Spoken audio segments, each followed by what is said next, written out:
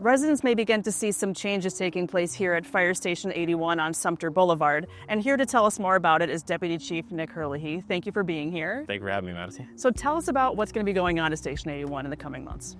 So in a few weeks, we will see the station being torn down, and the crews that normally respond out of this station are moving into the temporary fire station, which you can see in the background, and our fire admin will be moving into City Hall. So it's being torn down completely and being built back up, right? Not being retrofitted? That's correct. The project started out as a remodel, and our design was more to just add a little bit of square footage. The building's not that old. It was built in '98, but after the hurricanes, we had to bring the building up to current code. Different codes existed in 1998, so that process led to a cheaper option, which was to tear down and rebuild.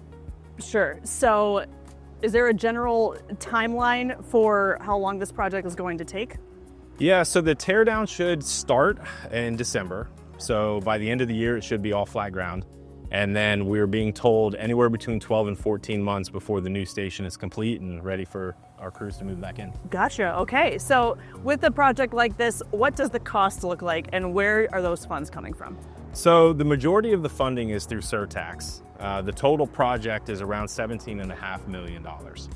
So since a brand new building is being built, what kind of improvements can be made by taking that route? So one of the biggest is we are a critical infrastructure building, so our crews are expected to respond as soon as the storm clears. The new building will be rated up to a Category 5 hurricane, and that meets the code for our wind load this far inland because we get a little bit less intense winds as we get away from the coast. Sure, that makes sense. So we're coming up here on some beautiful trees. Mm-hmm. So tell me about the plan for these. Are some of them sticking around? What is your plan? Yeah, absolutely. So one of the things we did very early in the project is we recognized that to the best that we could, we wanted to save as many trees as we could, but especially the mature oaks. Sure. They provide a lot of shade and they're beautiful and, native to Florida. So we worked with the contractor to design the parking lot in a way that we could really maximize the ability to keep these trees. So a large amount of these more mature oaks that you see that were standing under the nice shade canopy, we were able to keep a lot of these trees. Some of the smaller oak trees and some of the older palm trees we won't be able to keep, but we worked with the city arborist to ensure that we did the best we could with how that design can be and found out that honestly some of the palm trees are at their end of life as is. Got it. Okay, well that's great. I know a lot of the residents are going to really appreciate that as well. So to cap it off, service is staying the same.